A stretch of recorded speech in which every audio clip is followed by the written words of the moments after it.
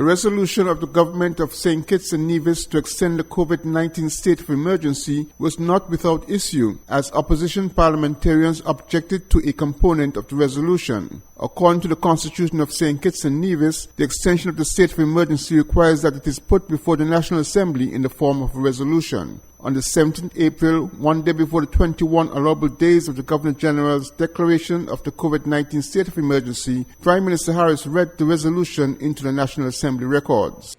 And whereas the said state of emergency was extended until Saturday, which is tomorrow, the 18th of April 2020, by Proclamation number 11 of 2020, dated the 7th day of April 2020, and whereas Section 19, subsection 3 of the St. Christopher Nevis Constitution, 1983 order, provides that a declaration of emergency shall lapse at the expiration of a period of 21 days, beginning the date of the publication of the declaration.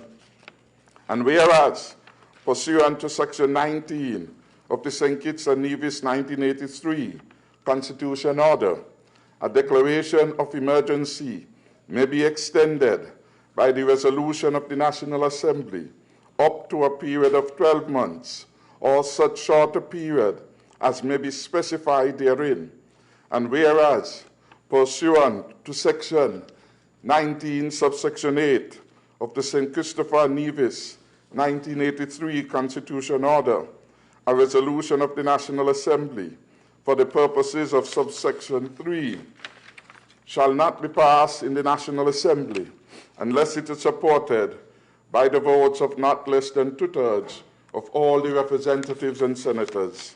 And whereas the COVID-19 virus continues to pose a significant threat of a natural calamity and the scale of a public health emergency to the Federation of St. Christopher Nevis, and it is therefore necessary to extend the state of emergency up to a period of 12 months or such shorter period as may be specified.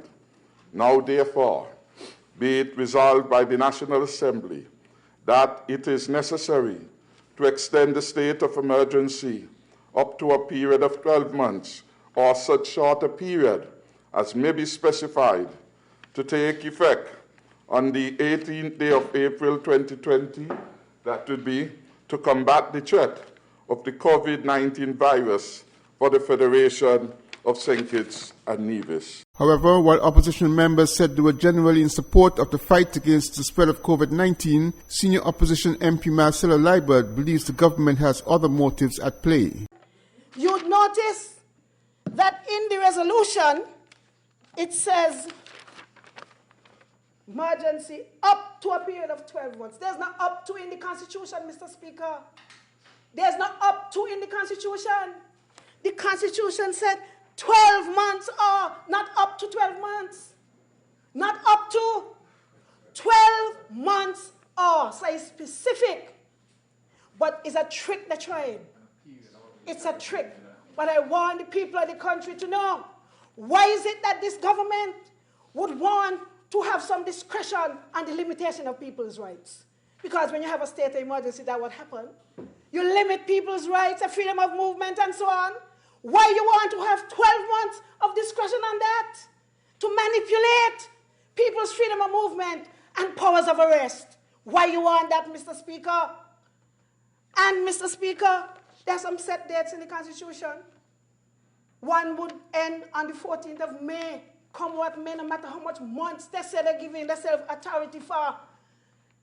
Come the 14th of May, the House must dissolve. Emergency and no emergency. And come the 11th of August, we must have those elections. We must have those elections. So all who want to stay in power after that, all who want to stay in power after that, the people of this country must know, we don't want no despots running the country. According to Section 19 of the Constitution dealing with state of emergencies, subsection 7, it is stated that the resolution, quote, shall remain in force for 12 months or such shorter period as may be specified therein, end quote. At Newstime, opposition MPs had argued that the resolution did not contain any date for the end of the state of emergency prior to the 12-month period, as would be required by the Constitution. Glenn Barrett, SKN Newsline.